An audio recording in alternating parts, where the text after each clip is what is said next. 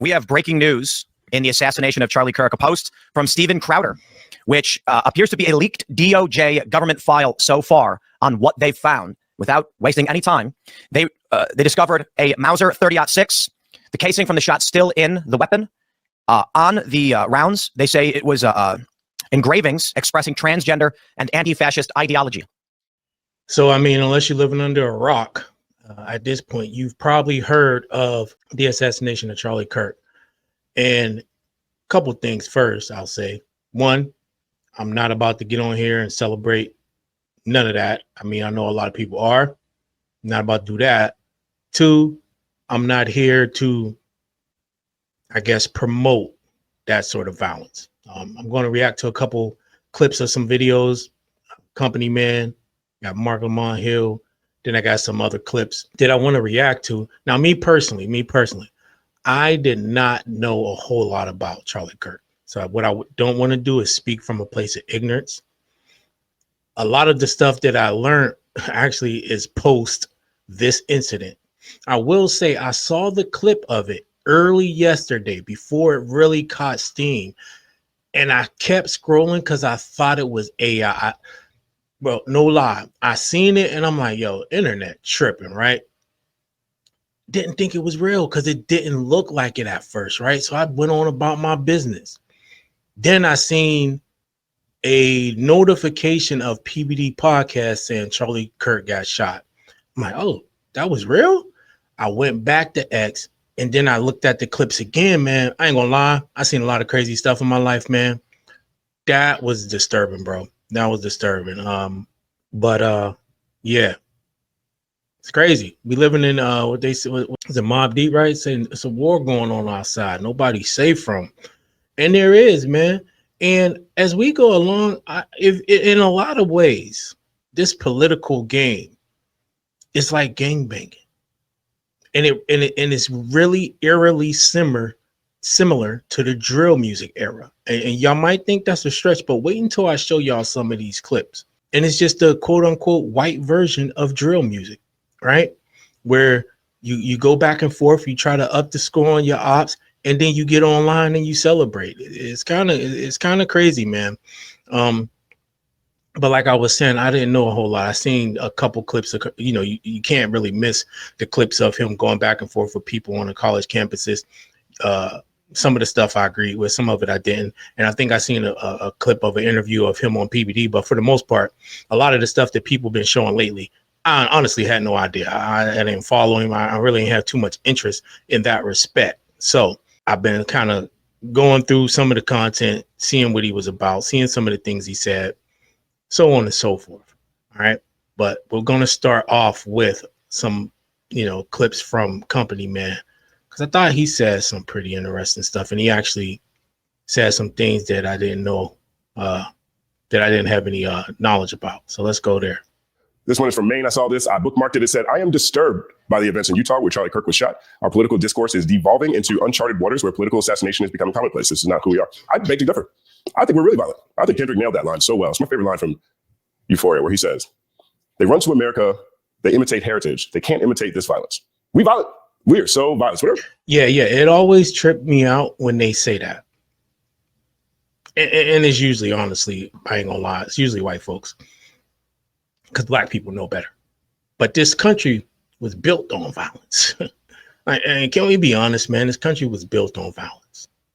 You took it from a native people in the most violent way possible, using obfuscation, duplicity, and just outright,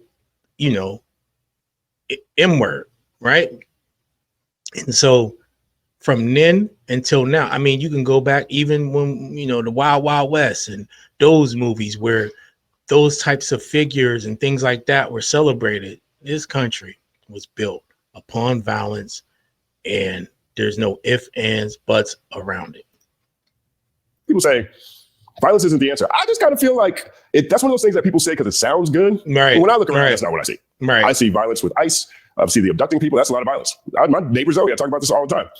She got shot point blank range by an ICE official with a rubber bullet. That's pretty violent. I turn on the news all the time. I see them bombing babies in Palestine. That's super violent. Incredibly violent. Well, so those are the more overt forms of violence, but we got to talk about the more subtle forms of violence, which is the paperwork, right? The laws, the legislation. Those are more subtle forms of violence. And I think that's what, in a lot of ways, aspects of the government move to, because the more overt forms of violence, they clash with people's sensibilities, right?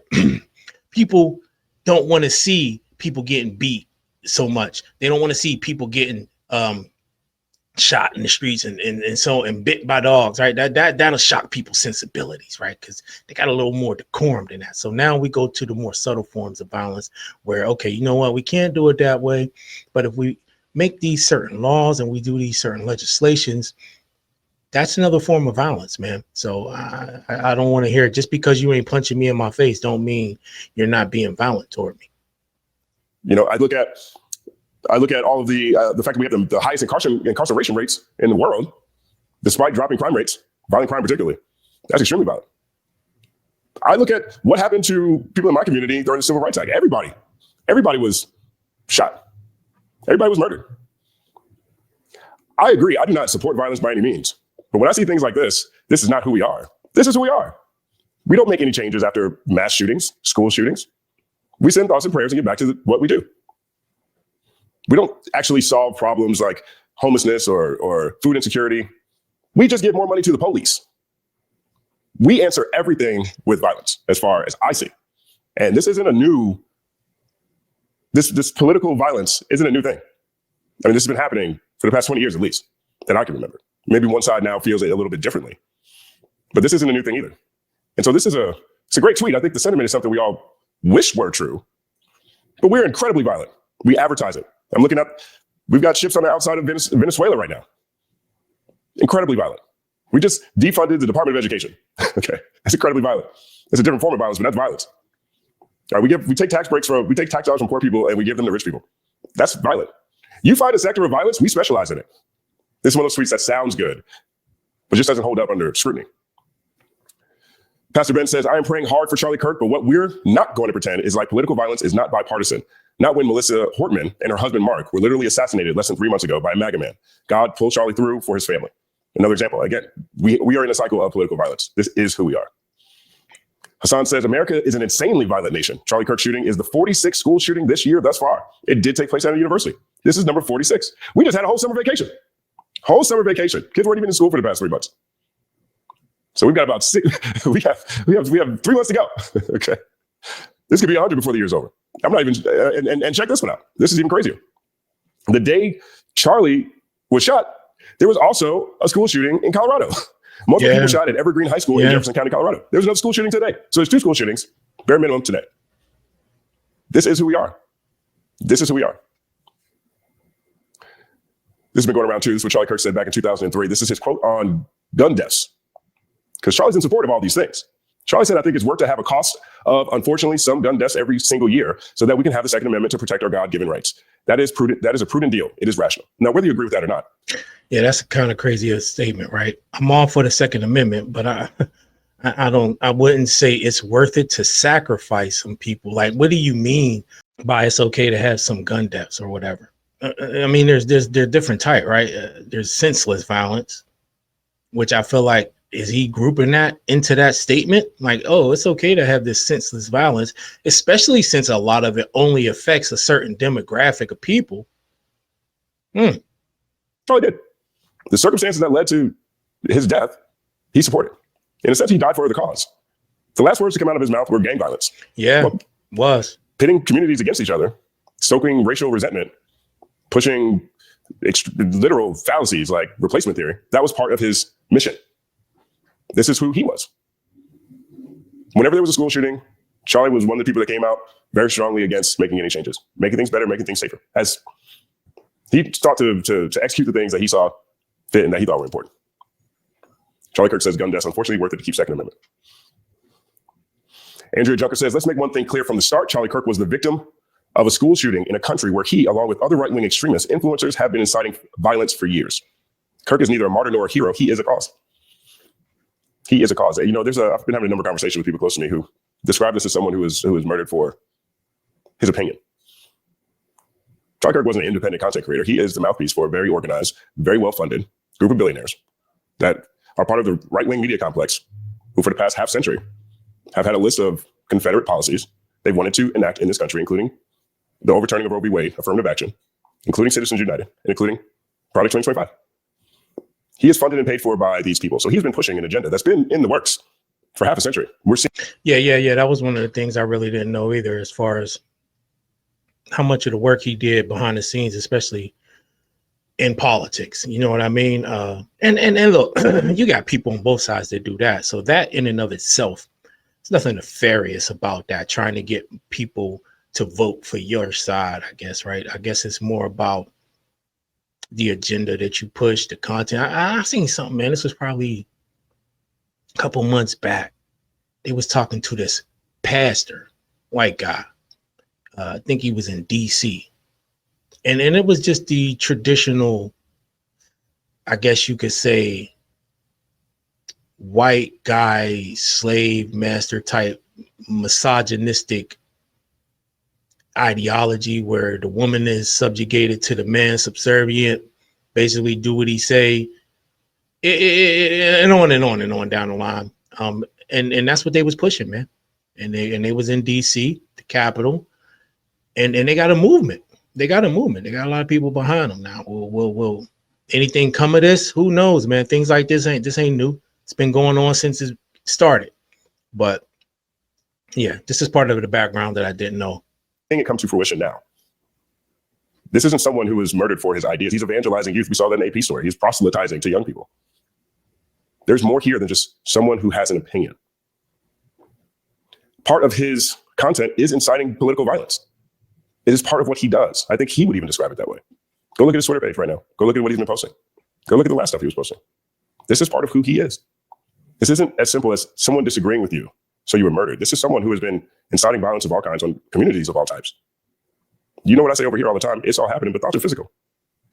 Yeah, and I get that. And here's the thing, too. We got to be careful with saying a person deserves something just because of what they said. I got to be careful with saying that myself because I've been in that position. But here's the thing. The same way he said things that would incite somebody to do what they did is the same way you may say something that may incite somebody to do something similar.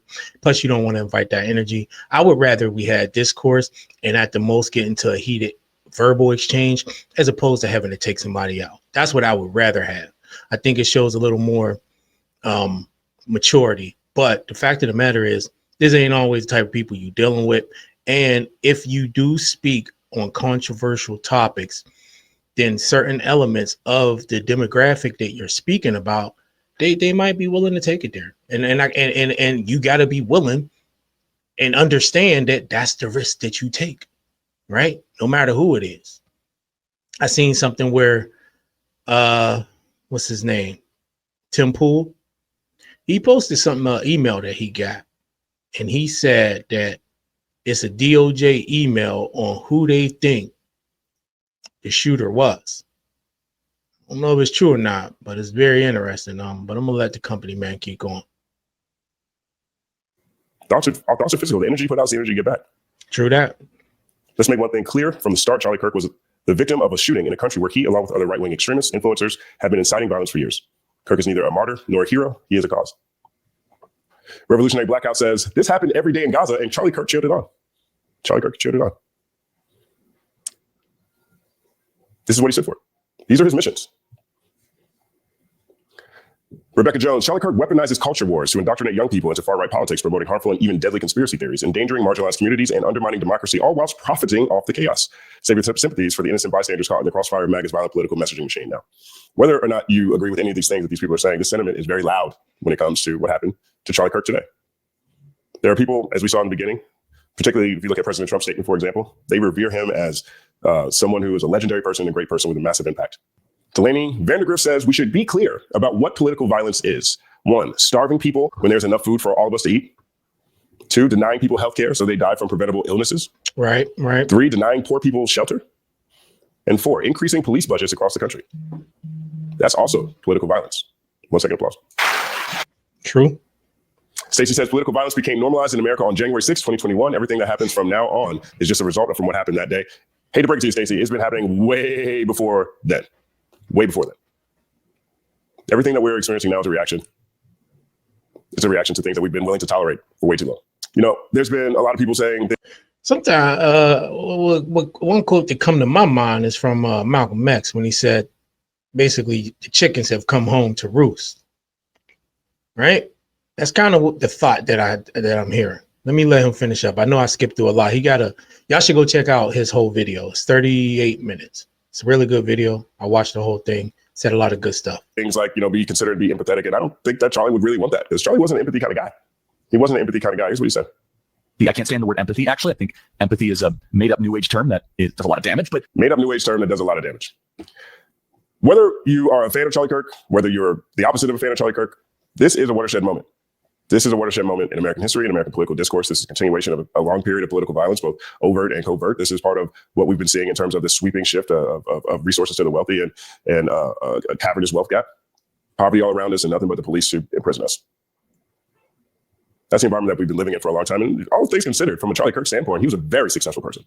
Because all the things he espoused, except for lower taxes and smaller government's gotten bigger and taxes have gone up. But the energy and the people that he represented have been very successful since 2012 when he started Turning Point USA, when he started his organization up until now. And so he's a consequential figure in American history. And to a generation, like I mentioned earlier, this will be, in my opinion, I think this is like the opposite of Martin Luther King, or the other side of the coin of Martin Luther King passing away. I don't know what the future holds from this standpoint. I don't know how this reaction to this news will go over with you all, but more than anything else, how the reaction to this incident will reverberate across the globe, but also across our political discourse. But we've been on the other side of the bell curve for a long time now. And this is one of those moments in American history where everyone needs to be careful. Things are changing rapidly. And I think this is going to be a major inflection point. Let me know what you guys think about all of this. Let me know what you guys think about. Yeah, man, this is an inflection point, and it's getting crazy, scary, spooky out here. And I don't know about hilarious so much, though. As far as this Martin Luther King comparison, this is kind of ridiculous. So there's a video on X. Let me show y'all this bullshit right here. When the left wakes up tomorrow and realizes that somebody that agrees with them assassinated the equivalent of Martin Luther King Jr. All right. So when, Justin was just talking about violence and the different forms that it come in, and especially with the rhetoric, because in a lot of cases, I would venture to say the majority, most acts of violence start with verbal violence. So he just said the left, this is a form of violence, right? Where you don't even know. They didn't even catch the person yet. We don't know the person's sex, color, age, political affiliation, none of that. But they already saying that the left, and look, I'm not on the left. I'm in the middle. I'm a moderate. I don't, I kind of vote with whoever, depends on who's running, what the policies are, so on and so forth. And I don't trust none of the parties for that matter. But just saying to defend one or the other per se, but he don't know who it was. But already, this is a form of violence. This is a form of subtle violence where now it's a dog whistle to anybody who may be on the right, who may be more extreme, to say, oh, yeah, this is the left. Let's retaliate when you don't know. See, people not being careful with their words. But let's finish and listen to this.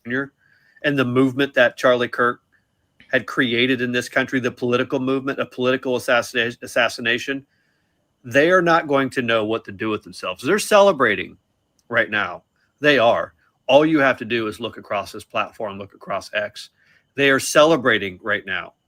But I'm going to tell you, I'm having conversations with my two boys in college down here in the South, and you have no idea what you have just awoken in the college age youth. You have no clue what you just did. This is the equivalent of assassinating Martin Luther King. And you can come at me if you want. Bro, what are we talking about? What are we talking about, man? Now, he couldn't think of somebody else to make a comparison with. They fought for two different reasons. Come on, man. We're not about to let this slide, bro. Feel how you want to feel about what happened to Charlie Kirk. Please don't compare him to Martin Luther King. Yes, the one main similarity is that they both was killed because of their beliefs. But one believed that an evil system should not only be abolished, but that all people are created equal and should have the same rights. right? To be able to go into a restaurant, to go to school, etc., etc. This ain't the same thing, my guy. But he's not the first guy or first person I heard say this. So I don't know if this is some talking point or something now all of a sudden to try to assuage things and keep some of the black people, with them. But no. You can do it. Charlie Kirk started a movement, and he led that movement, and that movement changed the election. Without Charlie Kirk, President Trump does not win in 2024. And the people whose minds he changed and the movement he led, they know it. And you just woke them up. This was the equivalent of assassinating Martin Luther King. And you'll never be able to live this down. Yeah, this was not the equivalent of assassinating Martin Luther King, my guy. So that's a false narrative right there. All right. Now, as far as this celebrating thing, I'm going to show y'all what he's talking about right here. And this is one of the reasons that I made that comparison to drill music in a sense, right? Because it's one of the first things that came to my mind when I saw this. Hold on. All right. So this says, this is the face of evil. You have a different view, but to celebrate assassination of man. All right. So they're talking about this, right? Yo, they got Charlie Kirk, bro. I've never been happier. Never believe the reason I'm smiling. And it has nothing to do with Charlie Kirk. Nothing to do with Charlie Kirk. I would say pour one out for Kirky Boy, but I don't waste good beer on little bitches. I haven't posted on TikTok in a long time, but I'm gonna now because rest in peace, Bozo. Charlie Kirk just got put down like a fucking dog in Utah, and I could not be happier.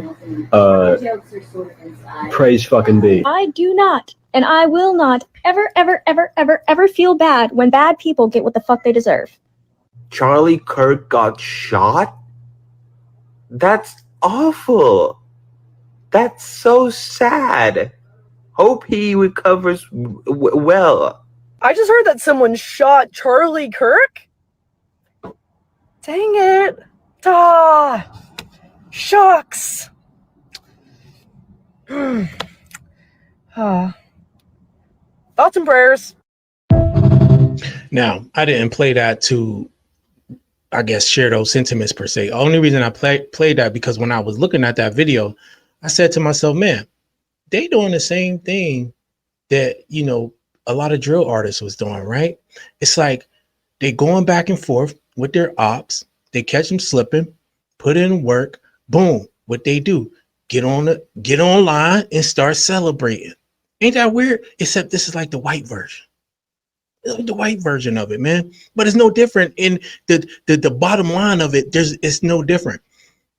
And one of the sayings too that comes to mind is the same thing will make you laugh, make you cry. Look, no matter what you thought, no matter how you agree with them or not, if you agree with them or not, I feel like you're on shaky ground and you're inviting some real bad energy when you start celebrating somebody's death like that. But yeah, I played that because that kind of is part of this through line in the story that I've been sharing so far. And I really don't see a lot of difference in the way they celebrate in this violence from what a lot of drill artists do when they got online and celebrated their ops being taken out, right? It's kind of crazy to see, except it's just like the white version. It's no different though. Now let's go over here and check out a little bit what Mark Lamont Hill had to say. Charlie Kirk was killed by an assailant who we don't know yet. So I don't want to make assumptions about the political views or persuasion of the person who shot Charlie Kirk. I don't want to make an assumption not a firm assumption that it was political. We don't know. That's what investigations are for. However, I think it is reasonable to assume that Charlie Kirk was killed for being a political voice, that he was killed for being a controversial voice, a voice that is divisive and unsettling to a lot of people.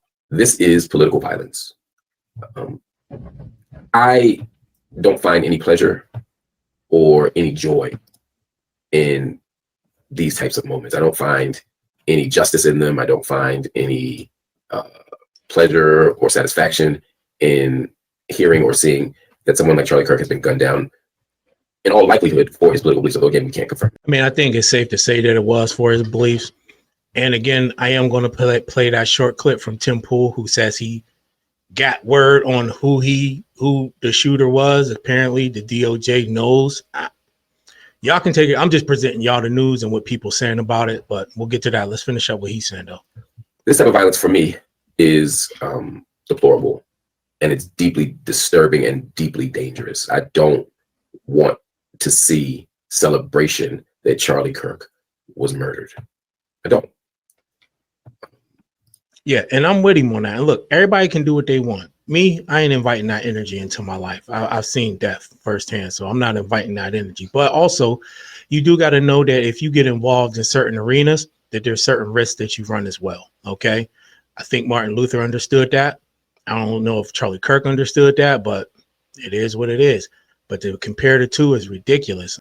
But like he just said, though, the celebration part. But we see who was just celebrating, right? I just showed y'all the clips of the people that celebrating. It's actually more of the people that look just like him celebrating this. So go figure. Was murdered. I don't. Charlie Kirk is a person. Charlie Kirk had children, innocent, beautiful children who will no longer have their parent. He also has a wife, but you chose to marry Charlie Kirk. I can't. That's on you. But I actually feel great sympathy for her as well, at the human level of being lost. That said, let's also not be naive or reductive or overly simplistic in our analysis. Charlie Kirk made a living trafficking in violence. Charlie Kirk made a living speaking in ways that created the very environment that led to his death.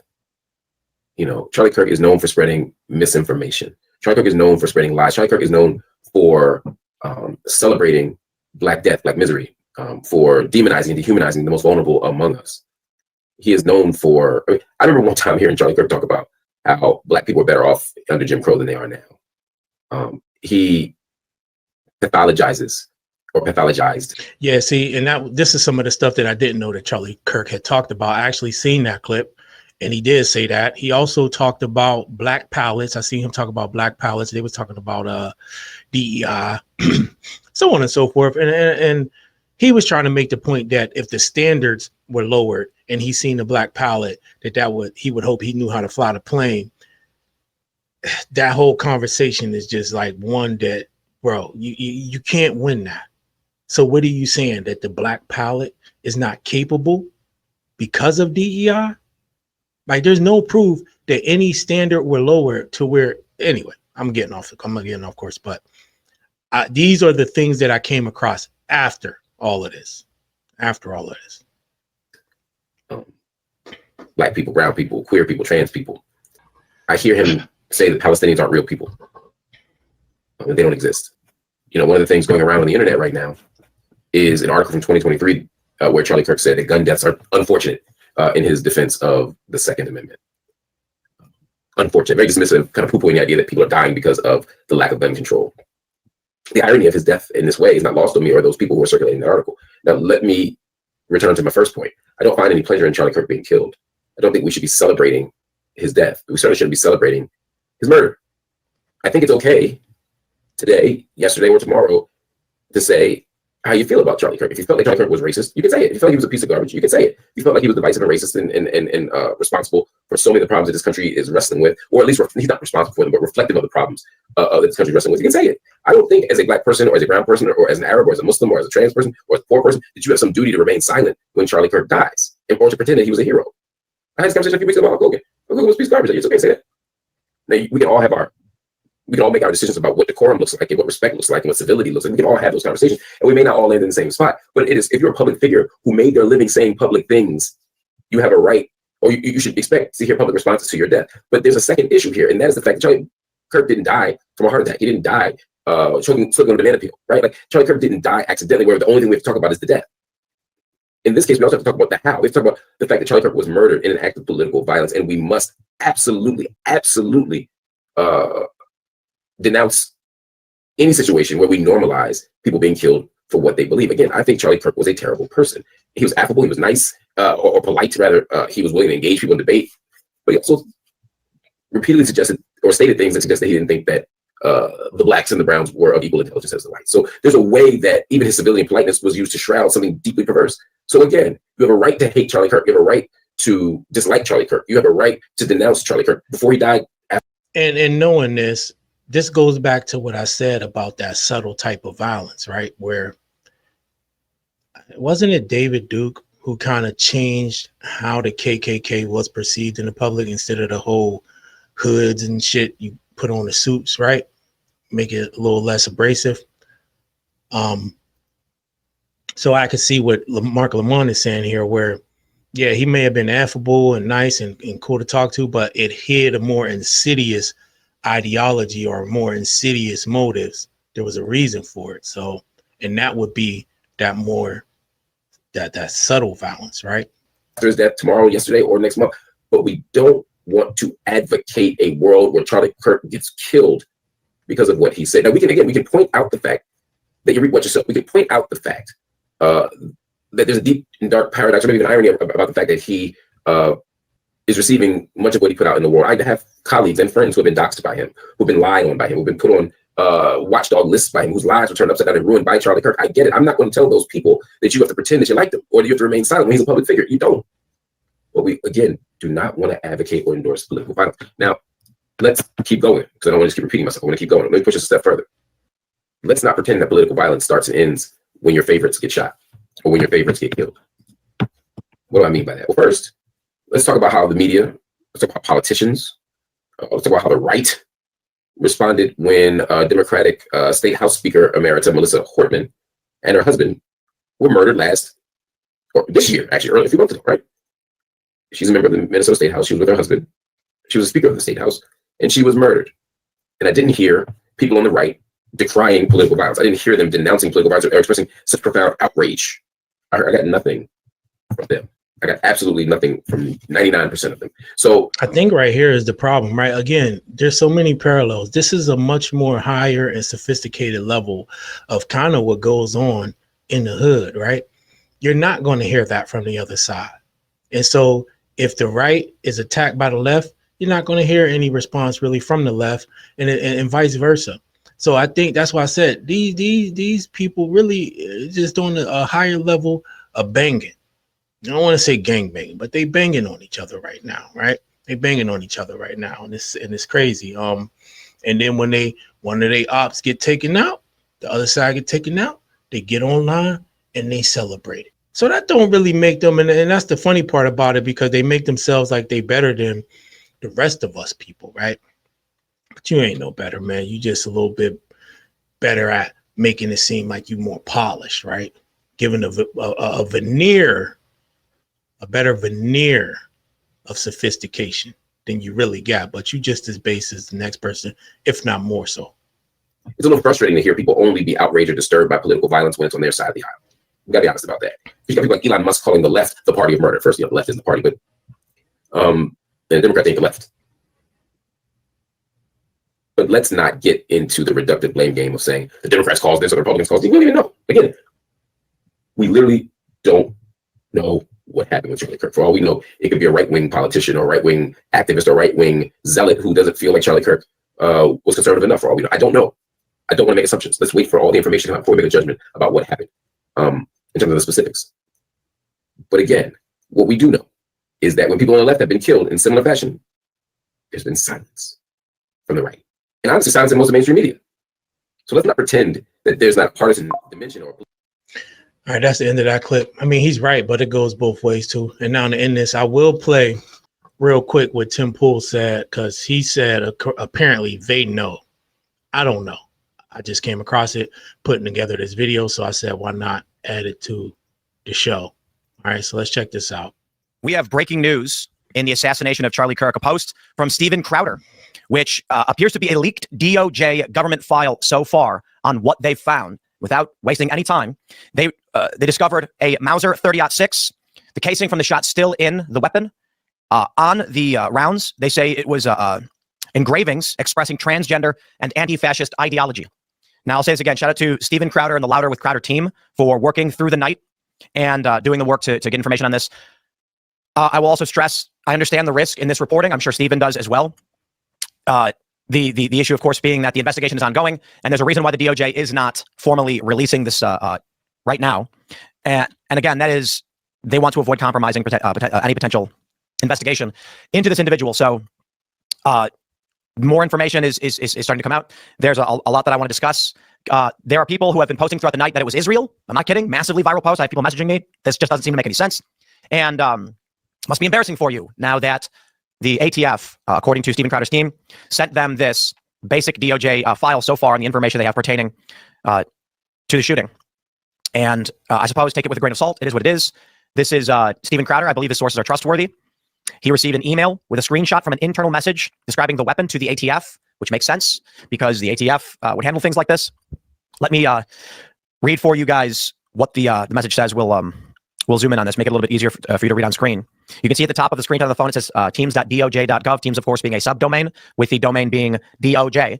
Now, certainly things like this could be fabricated, but considering the due diligence and the credibility of the Louder with Crowder team, I believe this is very, very likely to be accurate. But I stress that it's an initial report with an initial leaked file. Crowder believes it to be trustworthy. And I believe, considering the virality of the story especially, it's absolutely worth discussing. And I believe it is likely correct. Excuse me. It reads, on September 10th, 2025, at approximately 12:24 p.m., conservative political influencer Charlie Kirk was shot and killed at the Utah Valley University in Orem, Utah. Mr. Kirk was speaking at the university as part of the American Comeback Tour. Multiple SLC 1 and 3 agents responded immediately. The suspect fired one shot from an elevated position on a rooftop in an adjacent building on the campus, and surveillance video shows the suspect jumping off and fleeing the area on foot.